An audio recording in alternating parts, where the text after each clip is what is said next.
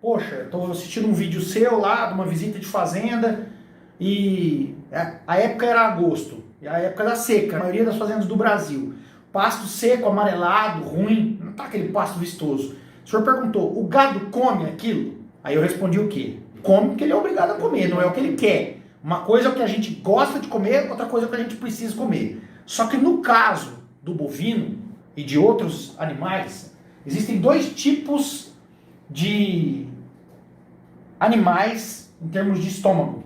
Existem os monogástricos, que tem um estômago com digestão química, e existem os ruminantes, que é o boi, o búfalo, o carneiro, o cervo, blá blá, existem vários. Os biungulados são ruminantes. Os ruminantes, eles têm 4 estômagos. Eles têm um grande estômago chamado rumen, daí ele tem o omaso, o abomaso, retículo, rumen, retículo, omaso, abomaso. E daí vem o intestino. E o monogástrico, ele tem o estômago igual ao nosso, nós somos monogástricos, e tem o intestino. Então qual é a grande diferença? A digestão aqui é um processo de enzimas, de ácidos, liberação de ácidos do nosso estômago. E faz a digestão do nutriente, vai cair aqui no intestino, vai ser absorvido e é aí que a gente ganha peso. O ruminante, puta que espécie. Que espécie? Isso aqui é uma panela de pressão que fermenta e quebra a fibra, porque esses animais são vegetarianos, comem vegetais, né? Comem pasto, plantas. Essa digestão, principalmente, ela é bacteriana. As bactérias aqui são bactérias, fungos, protozoários específicos aqui dentro, atuam quebrando essa palha, seja ela boa ou ruim, não interessa, essa palha do período verde, palha verde, ou a palha seca, que o animal é obrigado a comer naquela época que o senhor me perguntou. Lógico que um alimento desse aqui, na época bem colhido, um alimento do período das águas, um pasto vistoso, bem verde, a digestão dele é muito mais rápida, muito mais eficaz, a quebra de nutrientes dele é muito mais eficaz e a gente chama de taxa de passagem. A taxa de passagem, porque aqui ainda tem, aqui é uma digestão bacteriana, aqui já começa uma digestão mecânica de ajudar a quebrar, e aí vai, e esse último estômago aqui, ele é próximo do químico, ele ainda tem ações aqui para ir para o intestino. Então a gente mede muito que quanto mais qualidade tiver esse alimento, mais favorável é essa digestão, maior, ou o sinal de mais, é essa taxa de passagem. E se tem mais taxa de passagem, aumenta a ingestão, mais se come. Por isso que a gente fala de que o animal come X% do peso vivo. Só que a gente, quando fala, bom, vamos lá, o animal tem lá 450, é uma unidade animal, 450 quilos de peso vivo. E, em média, o bovino, ou os ruminantes, comem de 2 a 3% do peso vivo ao dia, de matéria seca. Puta que pariu, o que é matéria seca? Aí você tem aquela planta, que é o pasto, essa planta aqui, ele colhe, mas 70%, 75%, talvez 80% dela, depende do ponto de colheita, é água. Se você desidratar essa planta, sobra o quê? Matéria seca e nutrientes. Tirei a água. Os animais colhem de 2 a 3% do peso vivo de matéria seca por dia. Matéria seca, não é matéria verde. Imagina o tanto que não come. Aí o que acontece? Olha que variação. Por que é de 2 a 3? Porque quanto maior a qualidade do alimento que ele está comendo, mais ele ingere, mais ele ganha peso. Quanto pior a qualidade do alimento que ele está comendo, não é que por ser ruim o alimento ele come menos. Por ser ruim, ele enche o estômago, demora mais tempo para quebrar aquela fibra, diminui a taxa de passagem. Se diminui a taxa de passagem, diminui a necessidade dele de enchimento e o animal ganha menos peso. Quando a gente está ofertando um alimento de pior qualidade, a digestão ocorre. As bactérias vão atuar ainda, só que aquele alimento, lógico, tem menos proteína, tem menos energia, tem um monte de menos nutrientes. Além disso, a digestão é mais lenta. Então, por isso que se perde peso ou se ganha menos peso. Quando eu oferto alimentos de muito melhor qualidade, o animal digere muito mais rápido, aproveita melhor os nutrientes que tem lá dentro, aumenta a taxa de passagem e ganha mais peso. Voltando na raiz da pergunta, ele come aquilo lá? Ele come, porque ele precisa. Porque ele é um herbívoro, não é que ele é vegetariano. Ele é um herbívoro. Por ser um herbívoro, ele se alimenta de plantas. E aqui também é um herbívoro, mas é um herbívoro monogástrico, tem um perfil de digestão. Ruminantes têm outro perfil de digestão, mas ele vai comer. Agora, aí entra muito do que eu falo sobre como conduzir uma pecuária eficiente.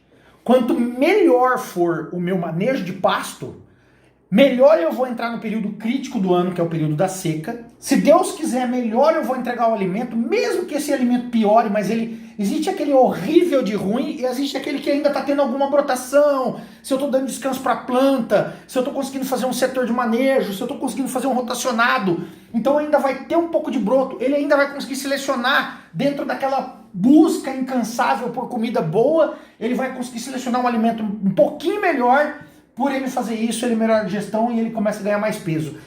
Uma das principais estratégias que eu uso nas fazendas é diminuir a necessidade de custo de suplemento, que é botar extra comida, porque custa dinheiro, através do quê? De manejar melhor o pasto. Se eu manejo melhor o pasto, eu vou ofertar uma comida um pouco melhor para o animal e o meu cliente vai gastar menos dinheiro com suplemento. E eu vou conseguir ter um determinado nível desejável de performance. Então eu tenho que, para fazer todo esse planejamento, eu tenho que entender como funciona a digestão, eu tenho que entender como funciona o crescimento de planta, eu tenho que entender como funciona o ponto ideal de colheita de cada planta. Aí eu vou fazer, eu estava explicando isso justamente numa fazenda essa semana que eu fiz uma visita. Eu tenho que fazer um planejamento pensando no hábito do animal de consumo, eu tenho que fazer um planejamento pensando na fisiologia de crescimento e manejo de cada planta. Como eu não consigo mudar o hábito do animal e como eu não consigo mexer no crescimento da planta ou na fisiologia de crescimento da planta, eu tenho que mexer onde? Na única coisa que eu posso mexer desse triângulo que o animal é hábito do animal, o outro pilar é a planta, eu não consigo mexer aqui nem aqui, a única coisa que eu consigo mexer é no manejo. Então eu vou manejar os pastos, atendendo uma determinada necessidade dos animais para hábito, atendendo uma necessidade da planta, da sua fisiologia. Com isso, eu estou melhorando a oferta do alimento, eu estou melhorando a quantidade de animais, porque eu também estou aumentando a quantidade de oferta de alimento, não só daquele indivíduo que vai comer esse alimento, mas conseguindo colocar mais indivíduos. Quando eu consigo acertar totalmente esse manejo, eu melhoro a performance do indivíduo e acabo colocando mais indivíduos. Aí que o meu cliente ganha dinheiro. E o terceiro ponto, fazendo isso, eu faço o meu cliente gastar menos também. Então aí que a pecuária começa a se tornar uma atividade extremamente rentável. O problema das fazendas é que o pecuarista, ou o produtor rural, de uma maneira leiga, ele não conhecendo todo essa dinâmica, ele fala assim, eu tenho é pasto e eu tenho é boi, solta os dois. E esse encontro não dá certo. E aí a performance, ela cai num nível de, vamos falar assim, mediocridade. É uma performance muito mediana. E aí a pecuária vira uma atividade de subsistência ou de baixa rentabilidade. Quando a gente começa a trabalhar ela de uma maneira profissional, adotando técnicas, que é manejo, não necessariamente a tecnologia, eu não gastei aqui. Eu trabalhei estratégias de conhecimento, eu torno a pecuária altamente produtiva e altamente rentável. Você acabou respondendo, na sua explicação, nessa aula que você deu, você acabou respondendo o que eu ia te perguntar depois, quando eu fiz a pergunta para você, se o gado come aquela planta seca. E você falou que ele come porque só tem aquilo para ele comer, ele é obrigado a comer, ele vai comer.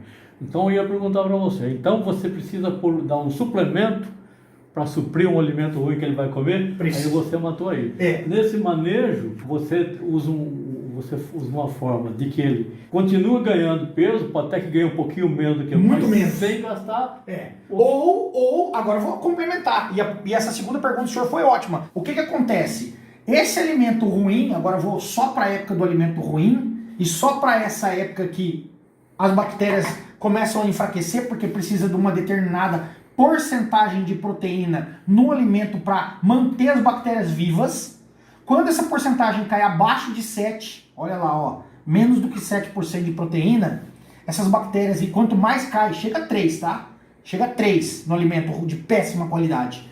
Quanto mais cai, menos bactérias que criam, que fazem a digestão, que digerem, que quebram as fibras do pasto. Quanto menos bactérias tiver, menos vai ser a taxa de passagem. Se não tem taxa de passagem, não tem ingestão, nem sequer mantém peso. Ele começa a perder peso. Aí sim, eu vou começar a usar estratégias, olha lá, estratégias não necessariamente de alto custo, mas eu tenho que usar estratégias que vai gastar aonde eu venho com alguma fonte extra. Então eu vou colocar aqui mais de PB, proteína bruta. Por quê? Porque eu preciso no mínimo de 7 e a pastagem já não está me entregando 7. Eu vou vir com alguma fonte de proteína numa dieta, porque dieta é o que no caso? Suplemento. Suplemento vem onde? No coxo. Se a pastagem não está entregando, só me sobra o coxo. Aí eu vou escolher estratégias de fornecimento de proteína, que primeiro é a coisa que a gente precisa,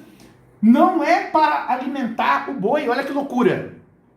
Quando você está lá dando, eu estou fornecendo um proteinado, eu estou fornecendo lá um produto na seca, X% de proteína, tem 30%, tem 40%, tem 50% de proteína, tem vários níveis de produto no mercado, tem produtos de baixo consumo, produtos de alto consumo, mas na verdade você não está, olha que legal, você não está fornecendo aquele suplemento para alimentar o boi.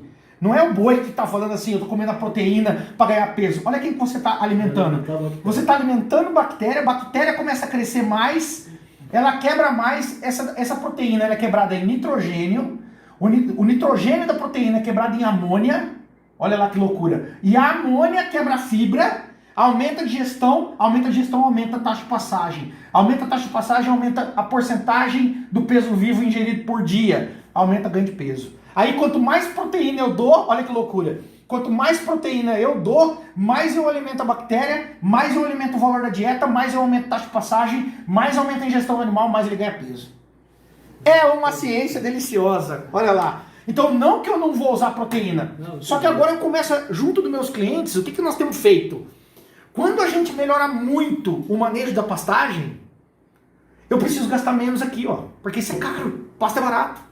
Então, quanto melhor eu entrar na seca, quanto melhor eu conduzir o período crítico do ano, menos eu vou ter que gastar. Essa semana teve um cliente que falou assim, poxa, eu já estou pensando em comprar produto para minha seca inteira. É um cliente novo, ele não está acostumado ainda com as estratégias que eu aplico. Então eu estou desenhando com ele, já estamos começando a modificar o manejo de pasto, já estamos modificando o seu sistema de produção. Só que daí eu falei para ele assim, não compra tudo. Porque se ele comprar tudo, pelo menos, nem que ele não forneça, mas financeiramente, ele já jogou o dinheiro lá no estoque. E se eu manejar muito bem a fazenda dele, quem sabe ele não precisa. Talvez ele não precise comprar aquele tudo, talvez ele não precise comprar nem nada. Talvez ele precise comprar só 30% daquele volume da compra. Porque a fazenda dele é que vai mostrar se precisa. Ele querendo comprar para se antecipar em termos de... Lógico, ele não estava sendo burro. Poxa, se eu comprar agora, eu estou comprando num preço porque lá na frente vai subir. Mas eu tive que falar para ele, sabe o quê? Só compra 40% do volume que você precisa. Eu não pude deixar o meu cliente comprar 100%, mesmo que pensando na subida de preço e ele capitalizado, ele poderia ter um rendimento. Porque pode ser que ele não precise daquele tudo, porque eu estou melhorando todo um sistema de manejo dele. Então eu estou mexendo, cada ajuste assim, ó, ajusto aqui, vai refletir ali, ajusto aqui, vai refletir ali. Então, alimentando melhor esses animais, tendo mais desempenho, até na farmácia veterinária, até na reprodução. É uma coisa que se liga. Por quê? Porque eu conserto isso daqui, aí isso aqui vai refletir aqui, ó, na reprodução. Poxa, a reprodução tem melhor performance, ele gasta menos. A sanidade vai ter animais com melhor desempenho nutricional, vai ter menos problema sanitário, vai ter seu sistema imune melhor, então ele tem menos perda. Então eu começo a mexer, eu mexo num parafuso aqui da engrenagem, ela reflete lá. Eu mexo nesse parafuso e mexo naquilo. Então um monte de coisa que está envolvida. Uma coisa aqui, ó, blá, blá, blá, e tá deixando de fazer aqui, e aí não tá tendo performance numa outra coisa porque ele não cuidou da base. Ele não cuidou da estratégia que primeiro ele tinha que cuidar. E principal estratégia que qualquer produtor precisa fazer, qualquer consultor tem que chegar na fazenda para mexer, são dois pilares. Dois pilares hoje, deixa eu apagar aqui, ó. Dois pilares principais que eu mexo com todos os meus clientes e eu treino a pessoa, todos os participantes da minha mentoria, todos os participantes dos meus cursos.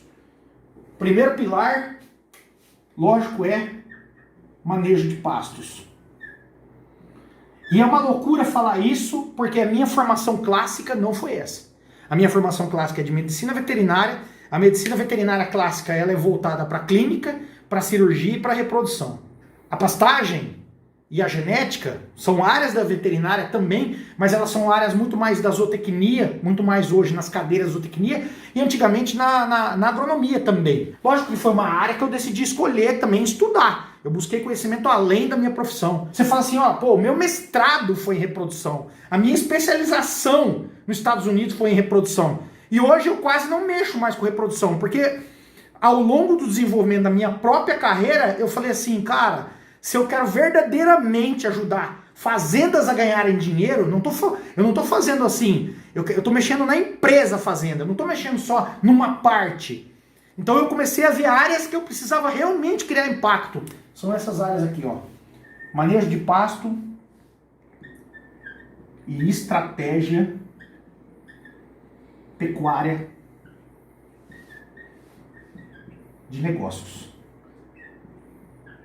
Esses dois pilares aqui é o que direcionam se o cara vai ter muito sucesso de ganhar dinheiro ou pouco sucesso. Por quê? Porque tem gente que está lá em um determinado, quando eu falo estratégia pecuária, eu falo de sistemas, são sistemas pecuários. Tem gente que está trabalhando com sistemas pecuários que não são lucrativos. Então ele tem todo um esforço, ele tem todo um input, ele acorda, ele trabalha, ele viaja, ele gasta, ele não sei o que lá.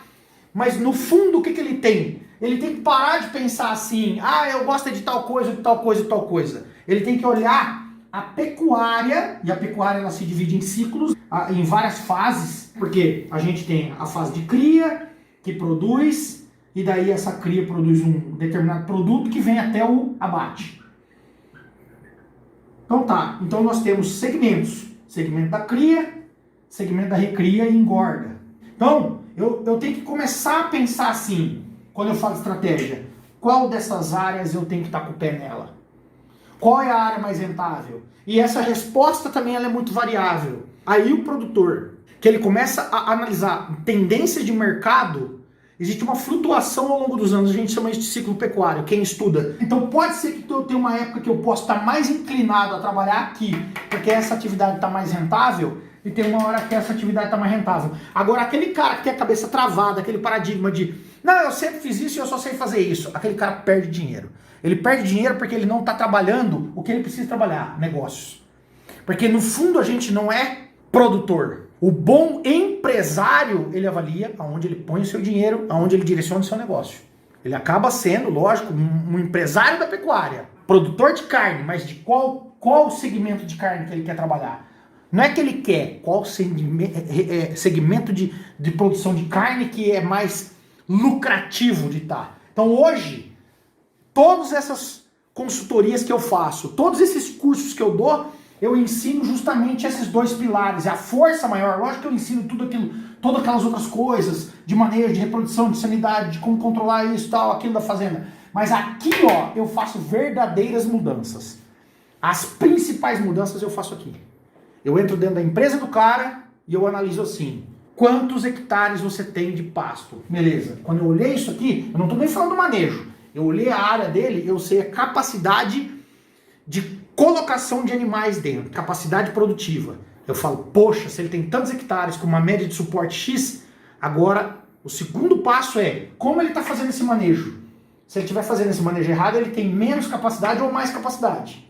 Daí eu já venho pegar aquela área e acerto o manejo. E depois eu sento com o cara para falar, vem cá, vamos conversar sobre negócios. E eu começo a ensinar para ele, se você põe o pé nesse negócio, você pode ganhar tanto, se você põe o pé nesse negócio, você pode ganhar tanto.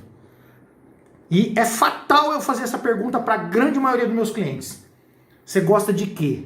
De bezerro, de boi, de vaca ou gosta de dinheiro? E quando eu falo para ele, ele responde, eu gosto de dinheiro, aí eu quebro ele no meio e falo, aqui é o caminho para você chegar.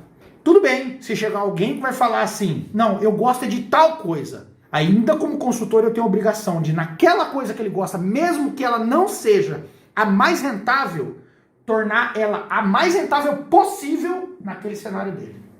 Então, consultoria é uma arte, porque eu estou avaliando muitas coisas. Na minha carreira, o grande diferencial foi o quê?